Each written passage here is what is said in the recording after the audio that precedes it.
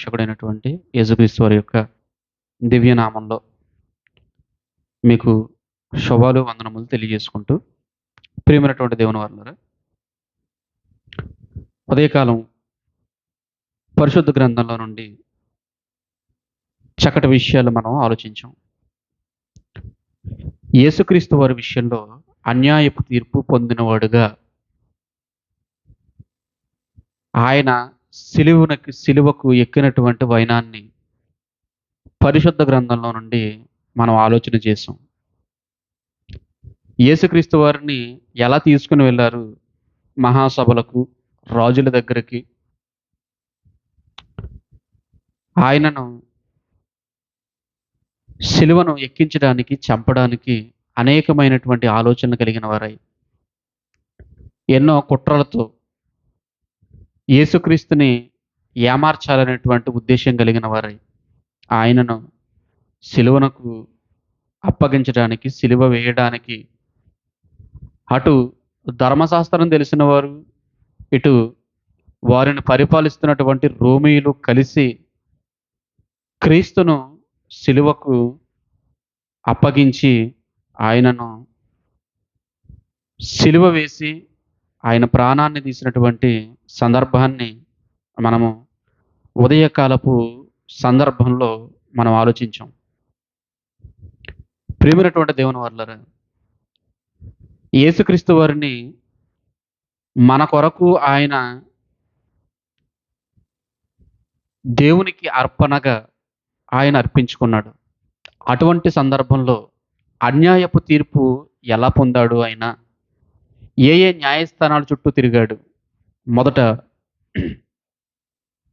అన్న దగ్గరకు, ఆ తర్వాత కయప దగ్గరకు, ఆ తర్వాత యోదయ సామ్రాజ్యాన్ని పరిపాలిస్తున్నటువంటి ఫిలాతు దగ్గరకు, ఆ తర్వాత గలిలియా సామ్రాజ్యాన్ని పరిపాలిస్తున్నటువంటి హేరోదు చక్రవర్తి దగ్గరకు, ఆ తర్వాత మరలా తిరిగి ఫిలాతు నద్దకు పంపబడి చిట్ట చివరకు యూదుల పెద్దలకు, శాస్త్రులకు, అక్కడ ఉన్నటువంటి ప్రధాన యాజకుల చేతికి అప్పగింపబడి సిలువ వేయబడిన వాడుగా క్రీస్తు కనిపిస్తున్నాడు. యేసుక్రీస్తు జీవితాన్ని 3 భాగాలుగా మనం విడగొట్టుకోవచ్చు. యేసుక్రీస్తు పుట్టినది మొదలుకొని సేవా జీవితంలోనికి వచ్చేంత వరకు కూడా ఒక భాగం ఆయన జీవితాన్ని మనం ఆలోచించగలగాలి. సేవా పరిచర్యకు వచ్చిన తర్వాత, సిలువకు వచ్చే ముందు ఆయన జీవితాన్ని ఒక విధమైనటువంటి ఆలోచనతో మనం చదవాలి. సిలువకు వచ్చే ముందటి రోజు దగ్గర నుంచి ఆయన యొక్క జీవితాన్ని గనక అర్థం చేసుకుంటే, నిజంగా ఈ ఘట్టం అనేది ఎంత అమూల్యమైనదో, మన జీవితంలో మనం కోరుకోకపోయినా సరే దేవుడు మన పట్ల ఆయన ప్రేమను చూపించి, ఇదిగో మనం ఇంకా పాపులమై ఉండగానే ఆయన మన కొరకు చనిపోయి తన ప్రేమను వెల్లడిపరిచాడు. ప్రియమైనటువంటి దేవుని వారలారా, ఇక యేసుక్రీస్తు బ్రతుకున్నప్పుడు మాట్లాడినటువంటి మాటలు చాలా విలువ కలిగినవని, వాటిలో నుంచి కొన్ని వందల మాటలు మనం పాఠాలుగా నేర్చుకుంటూ నిజంగా చక్కటి ఆత్మీయ జీవితాన్ని కలిగి ఉండుటకు మనం ఎన్నో సంగతులను ఆలోచిస్తున్నాం. ఆయన బ్రతుకున్నప్పుడు మాట్లాడినటువంటి సంగతులలో, ఆయన జీవించినటువంటి 3.5 సంవత్సరాల జీవిత కాలంలో సిలువకు ఎక్కే ముందు అనేకమైనటువంటి విషయాలు ఆయన మాట్లాడాడు. కానీ సిలువను ఎక్కిన తర్వాత, సిలువకు ముందు మాట్లాడినటువంటి విషయాలు మాత్రం చాలా ప్రాముఖ్యమైనవి. ప్రియమైన వాళ్ళరా, బాగా ఆలోచన చేయండి. ఎందుకంటే మనం పుట్టినప్పటి నుంచి తల్లిదండ్రులు ఎన్నో మాటలు మనతో చెబుతూ ఉంటారు. ఒకవేళ వాటిని పెద్ద పట్టించుకోకపోయినా, చివరికి వృద్ధాప్యంలోనికి వచ్చి మరణశయ్య మీద పడుకుంటున్నప్పుడు వారు చెప్పేటువంటి మాటలు ఉంటాయి చూసారా, అవి మన గుండెల్లో దూసుకుని పోతాయి. అవి చాలా విలువ కలిగినటువంటి మాటలు. అవి జీవితాంతం కూడా గుర్తుపెట్టుకుంటూ ఉంటారు.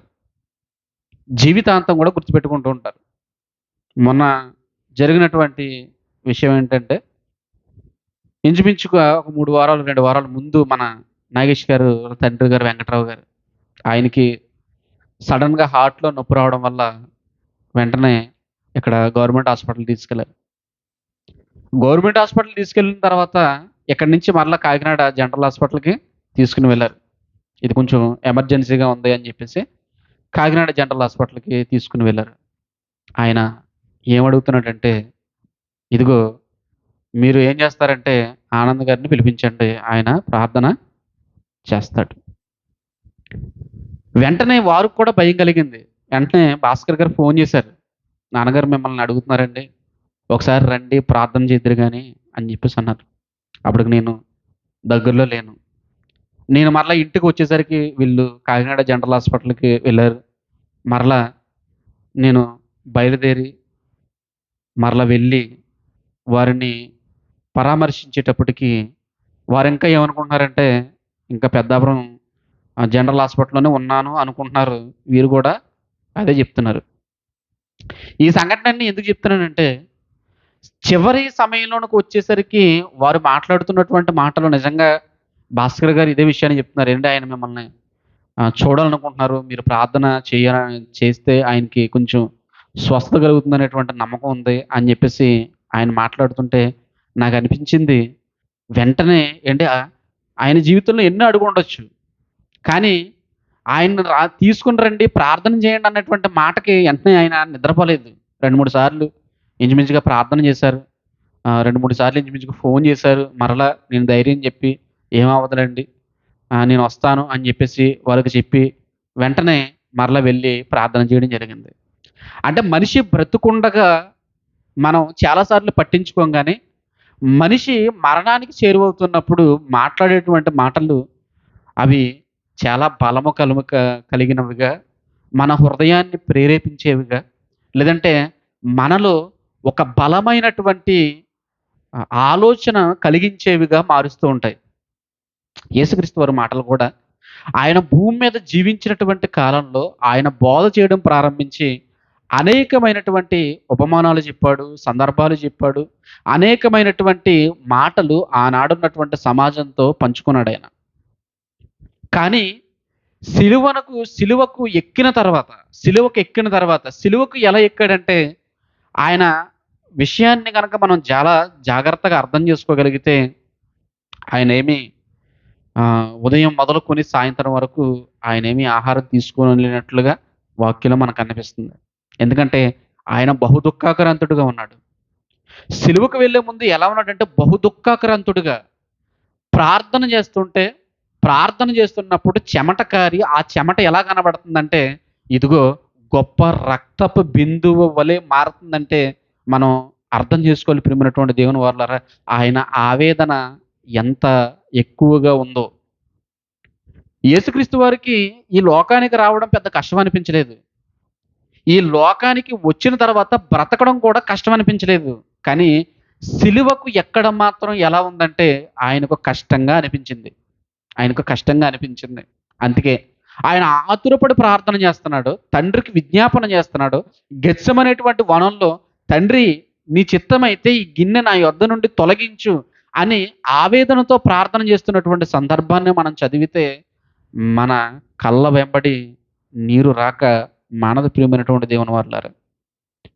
ఆయన ఎందుకు అంత ఆవేదన చెంది, తన శరీరాన్ని సిద్ధపరచుకొని, తన ఆత్మను బలపరుచుకొని, ఏ విధమైనటువంటి ఆహారం తీసుకోకుండా సుమారుగా ఒక 5 ప్రదేశాలు తిరిగి, ఒక న్యాయాన్ని పొందలేకపోయినటువంటి దైవసుతునిగా మనకు కనిపించి, మన నిమిత్తం తన ప్రాణాన్ని పెట్టినవాడుగా, సిలువకెక్కినవాడుగా ఆయన కనిపిస్తున్నాడంటే, ప్రియమైనటువంటి దేవుని వారలారా జాగ్రత్తగా మనం ఆలోచించి, మనము మన జీవితంలో చేసేటువంటి ప్రతి పనిని కూడా ఎంతో విలువ కలిగినదిగా మలుచుకోవడానికి ఈ సిలువ ఘట్టాన్ని మన కళ్ళ ముందుకు తెచ్చుకోవాలి ప్రియమైనటువంటి దేవుని వారలారా. కళ్ళ ముందుకు తెచ్చుకోవాలి. మన ఈ రక్షణ ఎలా వచ్చింది అనేటువంటి సంగతిని మనం జాగ్రత్తగా ఆలోచిస్తే, ఆయన సిలువెక్కితేనే ఈ రక్షణ వచ్చింది అని మనం చెప్పుకుంటున్నాం గదా! ఆయన మరణిస్తేనే ఈ రక్షణ వచ్చిందని మనం చెప్పుకుంటున్నప్పుడు, నిజంగా ఆలోచిస్తే ఇంత గొప్ప రక్షణను కలిగి ఉన్నటువంటి మనము దైనందిన జీవితంలో ప్రార్థన చేయడంలో వెనకబడుతున్నాం, వాక్యాన్ని చదవడంలో వెనకబడుతున్నాం, సంఘానికి రావడంలో వెనకబడుతున్నాం, మన కుటుంబాన్ని కట్టుకోవడంలో వెనకబడుతున్నామంటే ఒకసారి ఆలోచించుకోవాలి ప్రియమైనటువంటి దేవుని వాళ్ళారా. ఆ సిలువను వ్యర్థపరిచేవారుగా ఒకవేళ మనం ఏమైనా ఉంటున్నామో అనేటువంటి సంగతులను మనం గ్రహించాలి, అర్థం చేసుకోవాలి. ఆయన మాట్లాడుతున్నటువంటి మాట, ఆయన సిలువను ఎక్కిన తర్వాత, సిలువ వేసిన తర్వాత ఆయన మాట్లాడుతున్నటువంటి మాటలలో మొదటి మాటను మనం చూడగలిగితే, ఇదిగో ఆయనను తీసుకుని వెళ్ళారు. యెరూషలేము బయట ఉన్నటువంటి కొండ మీదకు, పట్టణము వెలుపల ఉన్నటువంటి ఆ కల్వరి కొండ మీదకు, కపాలమనబడినటువంటి ఆ స్థలములకు ఆయనను ఈడ్చుకుని వెళ్ళారు. ఆయనను తీసుకుని వెళ్ళారు. ఎలా తీసుకుని వెళ్ళారయ్యా అంటే, ఇదిగో ఆయనను కొరడాలతో కొట్టేవాడు ఒకడు, ఆయన మీద ఉమ్మి వేసేవాడు మరొకడు, ఆయన వస్త్రములు లాగేవాడు ఒకడు, ఆయన గెడ్డాన్ని పెరికివేసేవాడు మరొకడు, యూదుల రాజా అని ముళ్ళ కిరీటం పెట్టినవాడు మరొకడు. ఇదంతా దేని నిమిత్తం, ఎవరి నిమిత్తం అంటే మన నిమిత్తమే అని ఎప్పుడైనా ఆలోచన కలిగి ఉంటున్నారా? ఆలోచించాలి ప్రియమైనటువంటి దేవుని వాళ్ళారా. ఈ ఉన్నతమైనటువంటి ఉద్దేశాలు అర్థం కాకపోవడం వల్లనే ఈరోజు మన భక్తి, మన జీవితం మన ఇష్టానుసారంగా మారిపోతుంది. మన ఆలోచనలకు తావిస్తూ తండ్రి సంకల్పాన్ని నెరవేర్చడానికి నిజంగా యేసుక్రీస్తు అనుభవించినటువంటి ఆ శ్రమ మనం అర్థం చేసుకోకుండా ఆ శిలువ త్యాగాన్ని మనం వ్యర్థపరుస్తున్నాం ప్రియమైనటువంటి దేవుని వాళ్ళారా. ఆయన మాట్లాడుతున్నటువంటి మాట చూడండి, 33 వచనం దగ్గర నుంచి చూద్దాం. లోక సువార్త 23వ అధ్యాయం 33 వచనం దగ్గర నుంచి. వారు కపాలమనబడినటువంటి స్థలమునకు వచ్చినప్పుడు అక్కడ కుడివైపున ఒకనిని, ఎడమ వైపున ఒకనిని, ఆ నేరస్తులను ఆయనతో కూడా సిలువ వేసిరి. ఇదిగో కల్వరి అనేటువంటి ప్రదేశానికి ఆయనను తీసుకుని వచ్చారు. ఆయనను తీసుకుని వచ్చిన తర్వాత ఇదిగో ముగ్గురుని సిలువకు ఎక్కించారు. ముగ్గురిని సిలువకు ఎక్కించారు. అందులో ఇద్దరు నేరస్తులు కనబడుతున్నారు. మూడో వాడుగా మధ్యలో యేసుక్రీస్తు ప్రభుల వారు కనిపిస్తున్నారు. 34వ వచనంలో యేసు మాట్లాడుతున్నాడు. ఎలాంటి పరిస్థితుల్లో మాట్లాడుతున్నాడంటే, భూమికి ఆకాశానికి మధ్య వ్రేలాడ తీయబడి మాటలాడడానికి కూడా శక్తి లేనటువంటి పరిస్థితుల్లో మాట్లాడుతున్నటువంటి మాట ఇది. యేసుక్రీస్తు సిలువ వేసిన తర్వాత సిలువలో పలికినటువంటి మాటలని ఏదో గుడ్ ఫ్రైడే రోజుని చెప్పుకునేటువంటి సంగతులుగా మార్చారు కానీ, నిజానికి సిలువలో మాట్లాడుతున్నటువంటి ప్రతి మాట కూడా ఆకాశానికి భూమికి మధ్యలో వ్రేలాడ తీయబడి రక్తమంతా కారిపోయింది. శరీరంలో ఉన్నటువంటి రక్తమంతా కారుకుంటూ వెళ్తుంది. యెరూషలేములో ప్రారంభించబడినటువంటి నడక రక్తపు మాంసంతో, రక్తములో అడుగులో అడుగు వేసుకుంటా ఎక్కడి దాకా వెళ్ళాడంటే గోలుగొత్తా కొండ వరకు వెళ్ళాడు. ఇంకా ఆయనలో శక్తి లేదు ప్రియమైనటువంటి దేవుని వల్ల. తన బలాన్నంతా కూర్చుకుని ఓపిక తెచ్చుకుని బలం పుంజుకుని మాట్లాడుతున్నటువంటి మాటలివి. తనలో ఉన్నటువంటి ఇంకా శక్తి లోపించినప్పటికీ ఆయన ఈ మాటలు మాట్లాడుతున్నాడు ప్రియమైనటువంటి దేవుని వల్ల. అందులో మొదటి మాటగా మనం చూడగలిగితే ఆయన ఏమని మాట్లాడుతున్నాడంటే, తండ్రి వీరేమి చేయుచున్నారు, వీరెరుగురు గనక వీరిని క్షమించుమని చెప్పెను.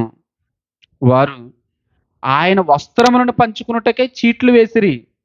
ప్రజలు నిలవబడి చూచుచుండిరి.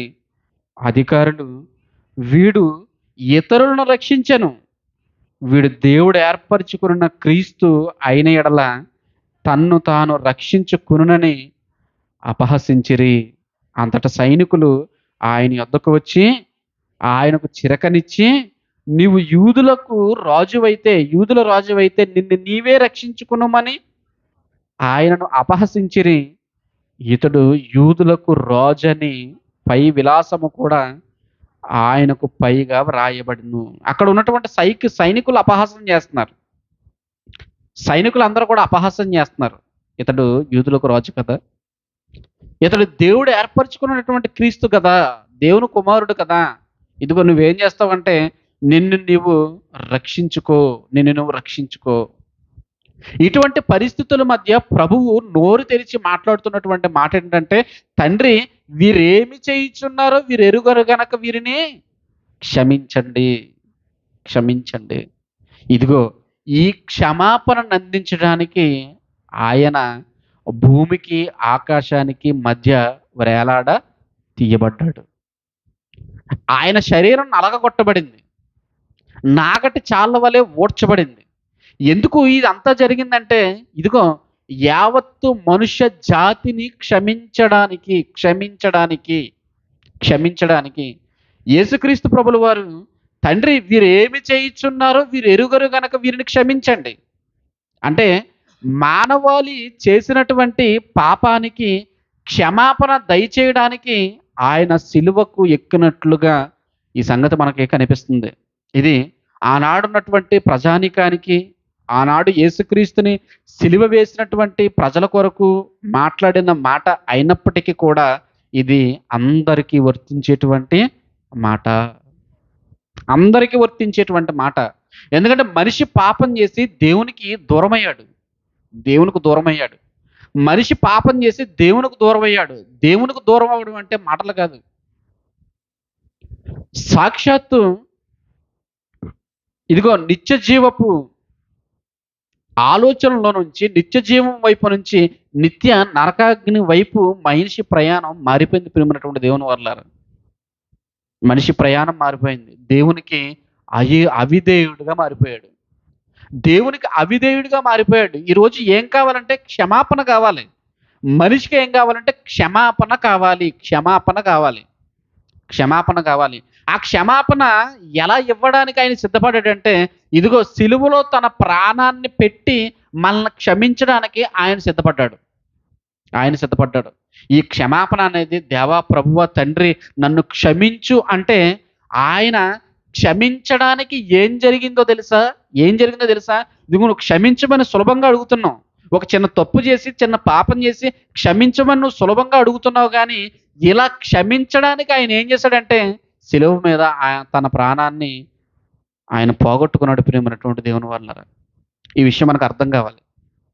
ఈ విషయం మనకు అర్థం కావాలి. అసలు దేవుడు ఒక మనిషిని క్షమించడానికి గల కారణం ఏంటంటే, తన కుమారుడు పాప పరిహారార్థ బలిగా ఇదిగో ఆయనే అర్పించుకున్నాడు గనక, ఆయనే సిలువ వేయించుకుని ఇదిగో అనేకుల కొరకు తన రక్తాన్ని చిందించాడు గనుకనే మనకి క్షమాపణ దొరుకుతుంది ప్రియమైనటువంటి దేవుని వర్లారా. ఆనాడు ఇశ్రాయేలీయులు పక్షులను, జంతువులను, మేకలను, గొర్రెలను అర్పించి వారు క్షమాపణ పొందుకునేటువంటి పరిస్థితుల్లో నుంచి ఇప్పుడు ప్రభువే ఏమయ్యాడంటే, ఇదిగో ఒక బలి పశువుగా మారిపోయి మన కొరకు ఆయన అర్పింపబడి మనకి క్షమాపణ అనుగ్రహిస్తున్నాడు. ఇంతకీ విచిత్రం ఏంటంటే, ఆయనకి న్యాయం దొరకలేదు. ఇన్ని న్యాయస్థానాలు తిరిగినా అన్యాయపు తీర్పు పొందాడు ఆయన. అన్యాయపు తీర్పు పొందాడు. కానీ మనకు మాత్రం ఆయన ఇదిగో మహోన్నతమైనటువంటి ప్రేమను చూపించి ఆయన ఏం చేస్తున్నాడంటే మనల్ని క్షమిస్తున్నాడు ప్రియమైనటువంటి దేవుని వల్ల. ఇది ప్రపంచానికి అర్థం కావడం లేదు. ఇది ప్రపంచానికి ఎలా ఉందంటే చేతగానితనంగా ఉంది. యేసుక్రీస్తు సిలువ నుంచి దిగిపోవచ్చు కదా అని అడుగుతున్నారు. యేసుక్రీస్తు ఇదిగో నిన్ను నువ్వు రక్షించుకోవచ్చు కదా అని అడుగుతున్నారు. ఆయన రక్షింపబడితే సిలువను ఎక్కవలసింది ఎవరో కాదు. ఎవరెక్కాలి సిలువ అంటే మనమే ఎక్కాలి ప్రియమైనటువంటి దేవుని వర్లారా.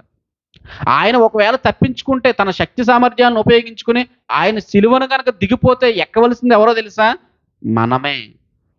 మనమే ఎక్కాలి. ఇగో మనకు బదులుగా ఆ శిక్షను ఆయన అనుభవిస్తున్నాడు. మన పాపానికి ప్రతిఫలం ఆయన అనుభవిస్తున్నాడు. మనకి రావలసినటువంటి శిక్ష ఆయన మీద మోపుకొని ఆయన సిలువనెక్కాడు. ఆయన సిలువనెక్కింది దిగడానికి కాదు ప్రియమైనటువంటి దేవుని వాళ్ళారా, మనకి క్షమాపణ అనుగ్రహించడానికి. అనుగ్రహించడానికి. ఈరోజు ప్రపంచ పరిస్థితిని మీరు ఆలోచించండి. ఎక్కడ చూసినా అన్యాయం, ఎక్కడ చూసినా పాపం, ఎక్కడ చూసినా వ్యభిచారం, ఎక్కడ చూసినా దొంగతనం, ఎక్కడ చూసినా హత్యలు, పొరుగువారిని దోచుకోవడం. ఇటువంటి ప్రమాదపు పరిస్థితుల్లో నుంచి మనిషికి రక్షణ కావాలి అంటే ఇదిగో యేసుక్రీస్తు దగ్గరకు రావలసినటువంటి అవసరత ఉంది ప్రియమైనటువంటి దేవుని వాళ్ళారా. ఈరోజు క్రీస్తు శిలువ మనిషికి కావాలి. ఈ సిలువే మనిషికి శరణ్యం. ఈ సిలువ దగ్గరికి రావాలి. సిలువలో నీకేం దొరుకుతుందయ్యా అంటే క్షమాపణ దొరుకుతుంది. నీకు కావలసినటువంటి క్షమాపణ, నువ్వు చేసినటువంటి పాపాలకు పరిహారం దొరుకుతుంది. పరిహారం దొరుకుతుంది. ఇంకెక్కడ దొరకదా? ఇంకెక్కడ దొరకదా? నీ పాపములకు పరిహారం ఇంకెక్కడ దొరకదా అంటే అలా దొరికేటువంటి స్థలాలు ఏమున్నాయి? ఎక్కడ దొరుకుతుంది? నువ్వు చేసినటువంటి పాపాలకు నీకు మీదకి రావాల్సినటువంటి శిక్షను నువ్వు ఎలా తప్పించుకోగలవు? ఎలా తప్పించుకోగలవు అంటే ఈ ప్రపంచం దగ్గర సమాధానం లేని ప్రశ్నలు ప్రియమైనటువంటి దేవుని వాళ్ళారా. బాగా ఆలోచన చేయండి.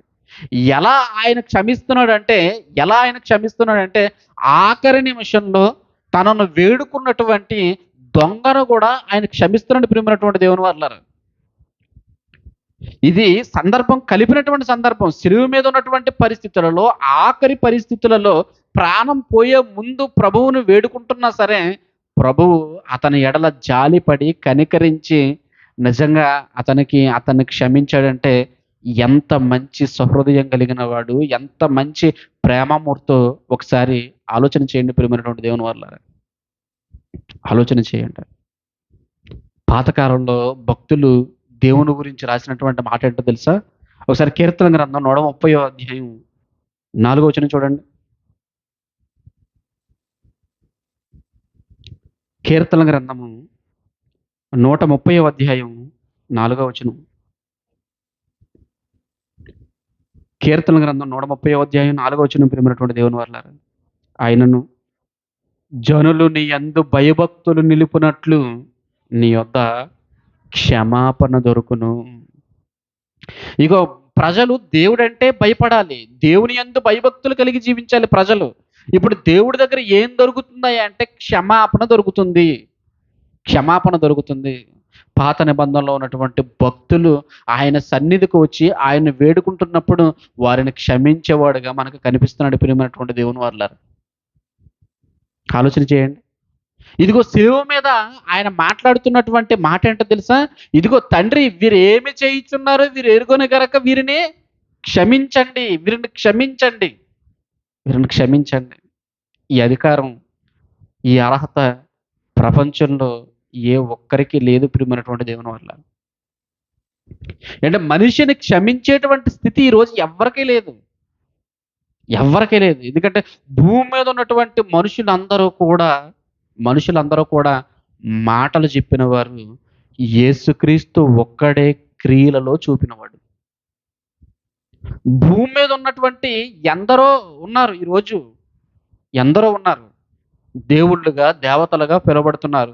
అందరూ కూడా మాటలు చెప్పిన వారే కానీ క్రియలలో చూపిన వారు ఎవరూ లేరు ప్రియమైనటువంటి దేవుని వాళ్ళారా. కానీ యేసుక్రీస్తు అలా కాదు.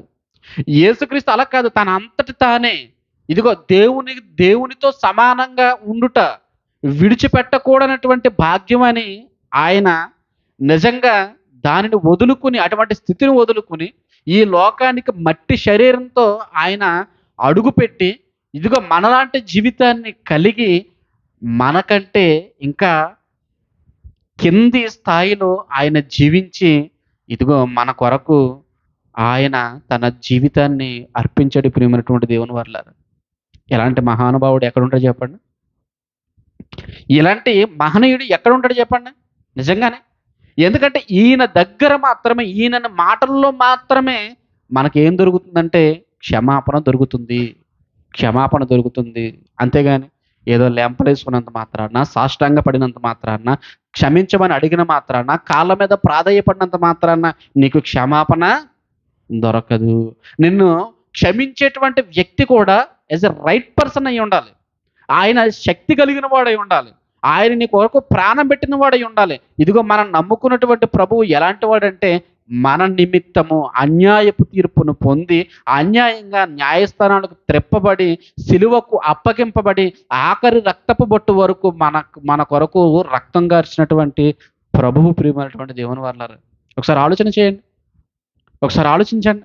ఇంత గొప్ప ప్రభువుని, ఆయన మాటలను, ఆయన ఆలోచనలను నిర్లక్ష్యం చేస్తే నష్టపోయేది ఎవరంటే మనమే, ప్రియమైనటువంటి దేవుని వాళ్ళారా. ఈరోజు సిలువ అంటే సింపుల్‌గా తీసుకుంటున్నాం.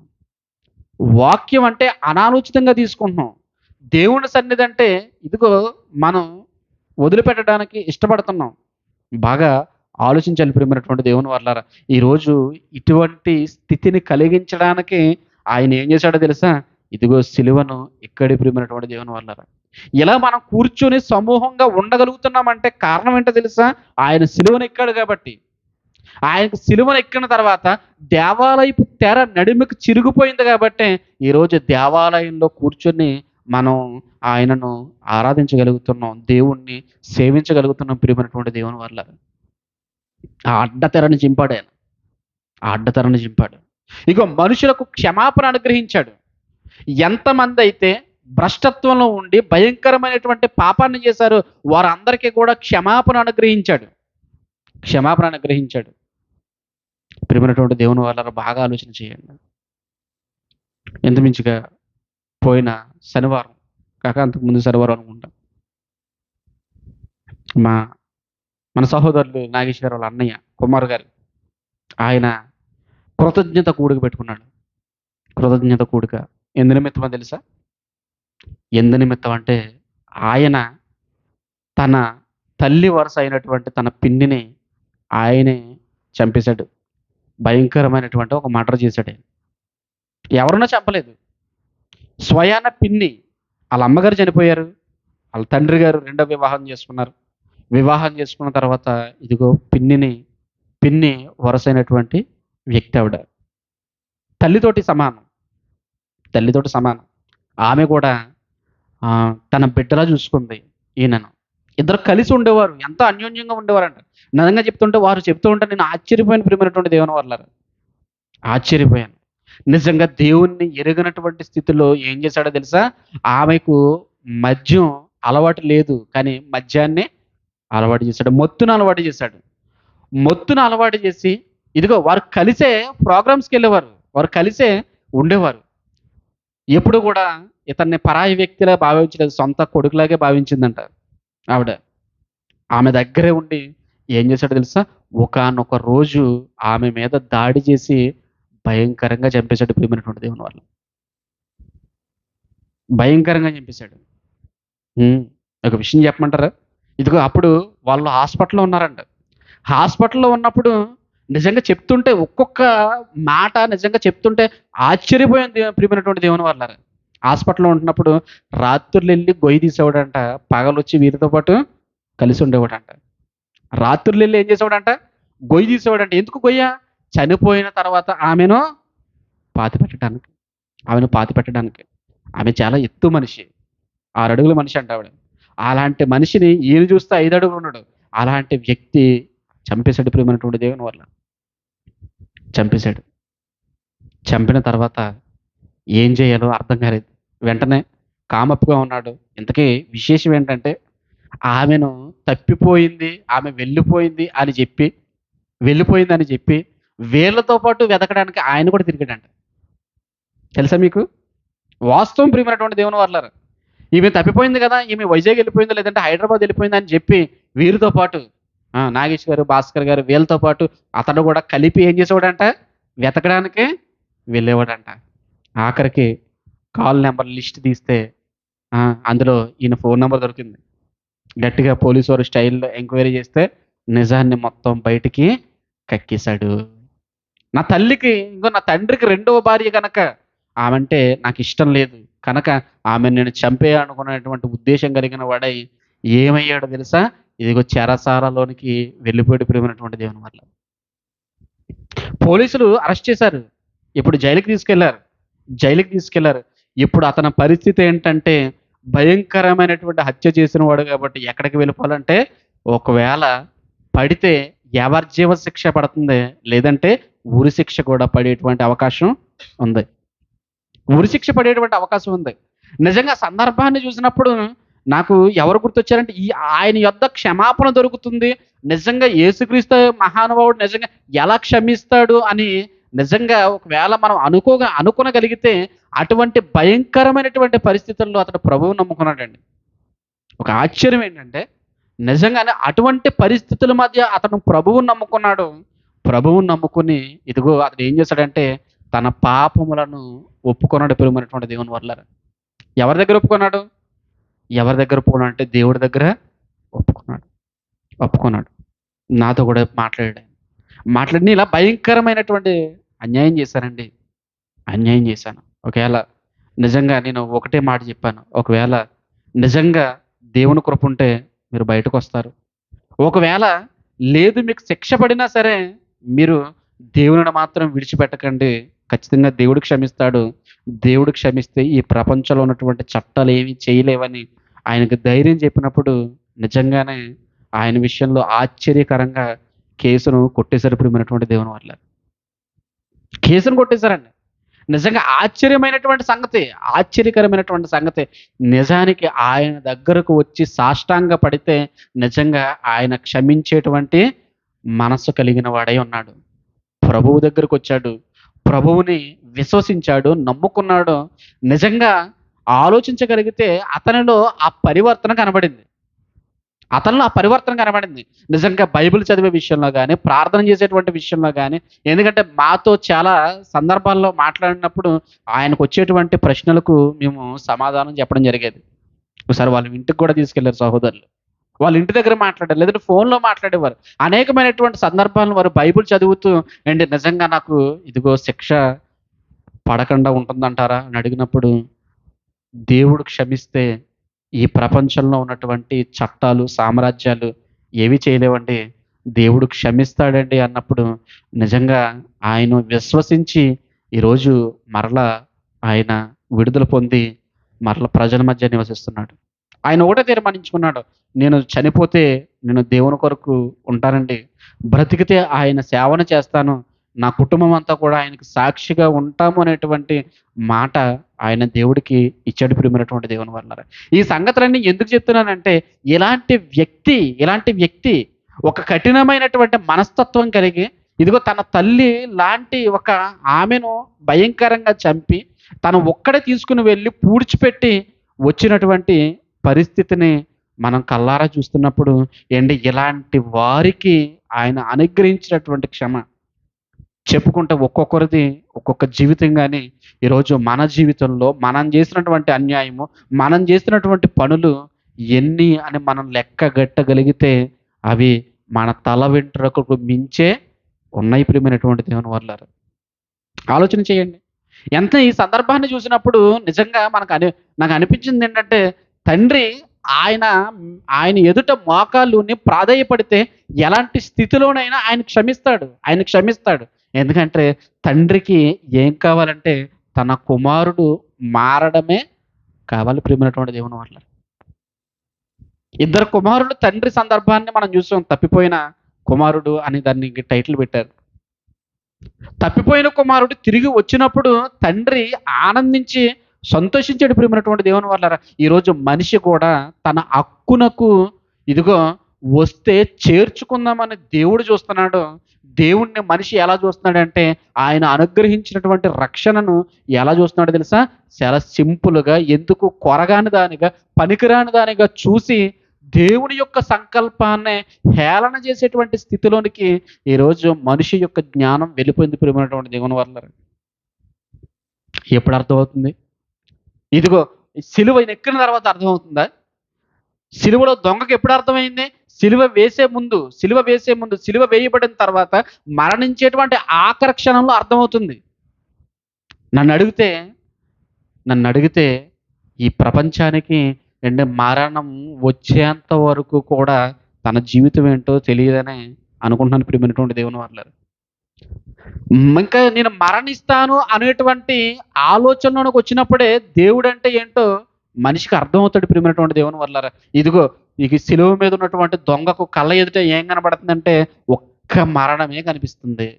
మరణమే కనిపిస్తుంది. ఇంకేమీ లేదు ప్రియమైనటువంటి దేవుని వల్లారా. ఇంకేమీ లేదు. ఇక ప్రపంచం అంతా శూన్యమైపోయింది. ఇక ఇంకా తన జీవితంలో చూస్తే అవే ఆఖరి క్షణాలుగా మారిపోయాయి.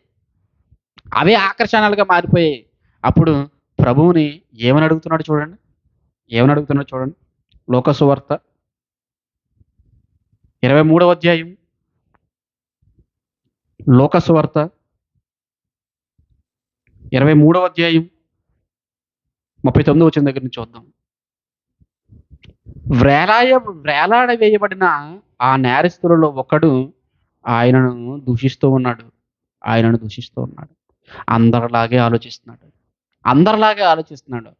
అందరిలాగా ఆలోచిస్తున్నాడు. వేలాయబడినటువంటి ఇద్దరు నేరస్తులు సిలువ వేయబడినటువంటి యేసుక్రీస్తుతో పాటు వారు నేరమును మోపబడి శిక్షను పొందుకుంటున్నటువంటి పరిస్థితులలో ఒకడు ఏం మాట్లాడుతున్నాడంట? "హ్మ్. నువ్వు క్రీస్తువు గదా! నిన్ను నీవు రక్షించుకొనుము. మమ్మను గూడా రక్షించమని చెప్పాను. నిన్ను నువ్వు రక్షించుకో. నిన్ను నువ్వు రక్షించేసుకొని మమ్మల్ని కూడా రక్షించే. మనిద్దరం కలిసి లోకంలోనికి బ్రతికేసి, కలకాలం బ్రతికేసి ఇంకా ఆ! మరిన్ని కార్యక్రమాలలో మూలిగిపోదాం." ఈరోజు మనిషి బ్రతుకునిచ్చే కొలది ఎలా ఆలోచిస్తున్నాడో చూడండి. బ్రతుకునిస్తే ఏమని ఆలోచిస్తున్నాడు? ఏమని ఆలోచిస్తున్నాడు? చచ్చే ముందు ఏమీ అవసరం లేదనుకుంటున్నాడు. కానీ బ్రతికుండగా మాత్రం ఏం కావాలంట? అన్నీ కావాలంట.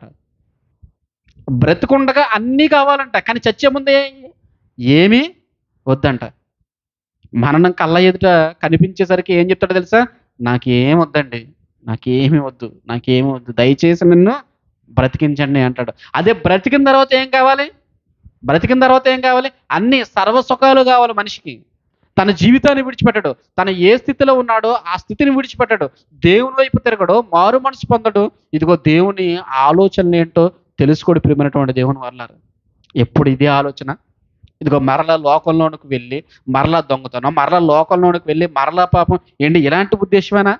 నిన్ను నువ్వు రక్షించేసుకో, నన్ను కూడా రక్షించే. రక్షించేస్తే ఏం చేస్తాడంట? మరలా ఎళ్లి దొంగతనాలు చేస్తాడు. మరలా ఎళ్లి అన్యాయం చేస్తాడు. మరలా దుర్మార్గపు పనులు చేస్తాడు. కానీ రెండవ వ్యక్తి మాట్లాడుతున్నాడు ప్రియమైనటువంటి దేవుని వాళ్ళారా. రెండో వ్యక్తి మాట్లాడుతున్నాడు. Is a right time. సరైనటువంటి సమయంలో సరైనటువంటి ప్రశ్నను నిజంగా ఆలోచన కలిగిన వాడుగా సిలువ మీద దొంగ కనబడుతున్నాడు ప్రియమైనటువంటి దేవుని వాళ్ళారా. 40వ వచనం. అయితే రెండో వాడు వానిని గద్దించి, "నీవు అదే శిక్షా విధిలో ఉన్నావు గనక దేవునికి భయపడవా? దేవుడంటే ఇప్పుడైనా భయపడయ్యా. దేవుడంటే ఇప్పుడైనా భయపడు. సిలువనెక్కావు కదా! ఇంక దిగడానికి ఆస్కారం లేదింక. ఇక దిగడానికి ఆస్కారం లేదు. నువ్విప్పుడు కూడా దేవునికి భయపడవా? నువ్వు అదే శిక్షా విధిలో ఉన్నావు. నువ్వు అదే శిక్షా విధిలో ఉన్నావు. కనుక దేవునికి నువ్వు భయపడవా? దేవుని భయం అంటే నీకు లేదు. అందుకే నువ్వు అలా మాట్లాడుతున్నావు. అలా మాట్లాడుతున్నావు." వెంటనే వీడు ప్రభువుని అడుగుతున్నటువంటి ఆ సన్నివేశం చూడండి. 41వ వచనం. మనకైతే ఇది న్యాయమే. మనకైతే ఇది న్యాయం. మనం తప్పు చేశాం కాబట్టి శిక్షను అనుభవిస్తున్నాం. సిలువనెక్కుతున్నాం. సిలువనెక్కుతున్నాం. మనం తప్పు చేశాం కాబట్టి మనకు తగినటువంటి శిక్షను మనం అనుభవిస్తున్నాం. కానీ ఇదిగో మనకి ఇలా జరగడం న్యాయమే. కానీ ఈయనకు జరగడం అన్యాయం. ఈయనకు జరగడం అన్యాయం. ఎందుకు అన్యాయం? ఎవరి సొమ్మును కాజేశాడని ఆయన సిలువనెక్కాడు చెప్పండి? ఆయన మరణానికి కారణం ఏంటి? ఎందుకు సిలువేశారు ఆయన్ని? ఎందుకు ఆయనను సిలువకు ఈడ్చుకొని వెళ్లారు? ఎవరిదైనా దొంగతనం చేశాడా? ఆ! చెప్పండి. వ్యభిచారం చేశాడా? ఎవరైనా చంపాడా? ఎవరిదైనా దోచుకున్నాడా? ఆ! ఎవరినైనా బాధ పెట్టాడా? ఎవరినైనా ఇబ్బంది పెట్టాడా ఆయన? లేదు కదా ప్రియమైనటువంటి దేవుని వాళ్ళారా. మరి ఎందుకు? మరి ఎందుకు ఆయన సిలువ వేయబడ్డాడో, ఎందుకైనా సిలువకెక్కాడో, ఇదిగో ఆయన ప్రక్కనున్నటువంటి దొంగకి అర్థమైంది ప్రియమైనటువంటి దేవుని వాళ్ళారా. మనకిది న్యాయమే. మనము చేసిన వాటికి శిక్ష అనుభవిస్తున్నాం మనం. కానీ ఆయన ఏ నేరము చెయ్యలేదు. ఆయన ఏ నేరము చెయ్యలేదు. ఈ స్టేట్మెంట్ చూడండి ఎలా ఉందో. ఆయన ఏ నేరం చేయలేదు. ఏ నేరం చేయలేదని ఎలా చెప్పగలిగాడంటే, యేసుక్రీస్తు మాటలు ఎవరెవరిని ప్రభావితం చేసాయో తెలుసా? యేసుక్రీస్తు మాటలు, యేసుక్రీస్తు మాటలు రాజులను ప్రభావితం చేశాయి. యేసుక్రీస్తు మాటలు ఇదిగో ధనాన్ని అన్యాయంగా ఆర్జించినటువంటి సుంకపు గుత్తపుదారులను ప్రభావితం చేశాయి. యేసుక్రీస్తు వారి మాటలు డాక్టర్స్‌ను ప్రభావితం చేశాయి. యేసుక్రీస్తు వారి మాటలు ఇదిగో బంట్రోతులను ప్రభావితం చేశాయి. యేసుక్రీస్తు వారి మాటలు దొంగలను కూడా ప్రభావితం చేశాయి ప్రియమైనటువంటి దేవుని వల్ల. దొంగలను కూడా ప్రభావితం చేశాయి. ఆయన చేసినటువంటి కార్యములు, ఆయన చేసినటువంటి అద్భుతాలు, ఆయన ఇదిగో మరణం నుండి అనేక మందిని లేపినటువంటి విధానం, ఆయన బోధించినటువంటి బోధ ఈ ప్రపంచానికి విదితమే ప్రియమైనటువంటి దేవుని వల్లారా. ఇదిగో ఆయన సమకాలీకులు అంటున్నారు, ఈయన ఏ నేరము చేయలేదు. ఈయన ఏ నేరము చేయలేదు. మరి ఏ నేరం చేయకపోయినా ఎందుకు సిలువనెక్కాడంటే నా కోసమే అని గ్రహించాడు ప్రియమైనటువంటి దేవుని వల్లారా. ఏ నేరం చేయకపోయినా ఈయన ఎందుకు సిలువ ఎక్కాడంటే నా కోసమే ఆయన సిలువనెక్కాడు. నా కోసమే ఆయన సిలువనెక్కాడు. ఇది అర్థం చేసుకున్నటువంటి ఆ వ్యక్తి ప్రభువుని ఏమడుగుతున్నాడో తెలుసా? ఏమడుగుతున్నాడో చూడండి. హ్మ్. మనము చేసిన వాటికి తగిన ఫలము పొందుచున్నాము గాని, ఈయన ఏ తప్పిదము చేయలేదని చెప్పి ఆయనను చూచి, యేసు నీవు నీ రాజ్యములోనికి వచ్చినప్పుడు నన్ను జ్ఞాపకం చేసుకొనుమనెను. ఏమడుగుతున్నాడో చూడండి.